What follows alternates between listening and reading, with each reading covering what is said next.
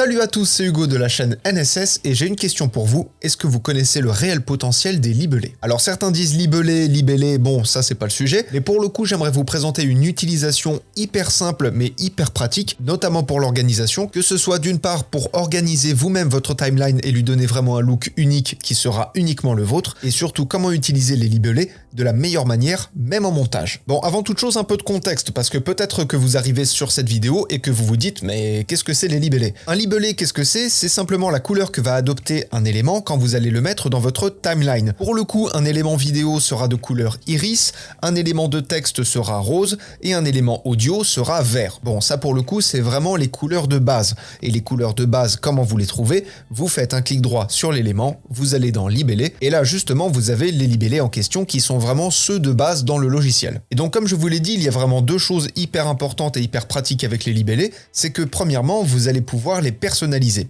Pour ça, vous allez en haut de votre écran, vous cliquez sur édition, vous allez dans préférences et juste ici, vous avez les libellés. Vous avez du coup les couleurs des libellés comme je vous l'ai dit, avec la possibilité de modifier d'une part le nom et d'autre part la couleur. Par exemple, si je veux passer le violet en noir, j'ai simplement à cliquer sur la case de couleur, à sélectionner la couleur noire, à faire OK. Et juste ici, je peux renommer mon libellé en noir. Et quand je vais retourner dans mon montage, j'aurai mes modifications. Un autre point qui est très intéressant à personnaliser, c'est les valeurs par défaut des libellés. Autrement dit, c'est la couleur que va adopter un élément par défaut. Donc comme je vous l'ai dit, les vidéos c'est iris, le texte c'est rose, l'audio c'est vert, etc., etc.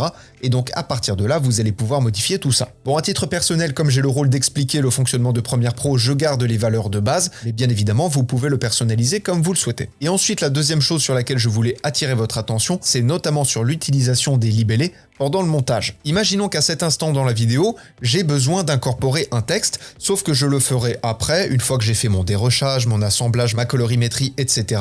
Mais je n'ai pas envie d'oublier qu'à cet endroit précis, j'ai envie d'incorporer un texte.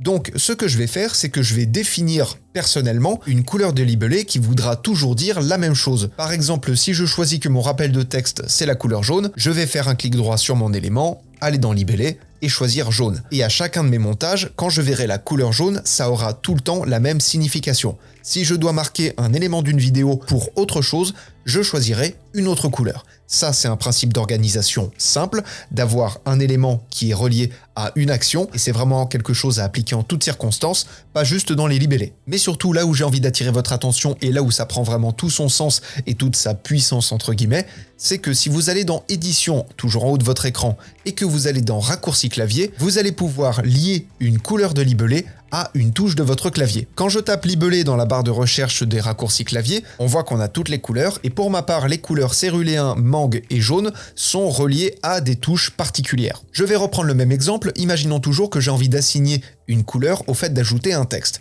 Pour ma part, je vais prendre la couleur violette. Juste en dessous du mot raccourci et sur la même ligne que le mot violet, je vais faire un double clic, ce qui va m'ouvrir une toute petite fenêtre de dialogue et je vais pouvoir entrer la touche qui m'intéresse. Par exemple, on va dire la touche numéro 2. Une fois que cela est fait, on voit que la touche numéro 2 est associée à la couleur violette et une fois les modifications terminées, je clique sur OK. Et donc maintenant, quand je sélectionne mon élément, si j'appuie sur la touche 2 de mon clavier, ça me met mon élément en couleur violette et donc ça veut dire qu'il faut que j'ajoute un texte à cet endroit. Voilà, encore une fois, je reviens à la question initiale du tuto.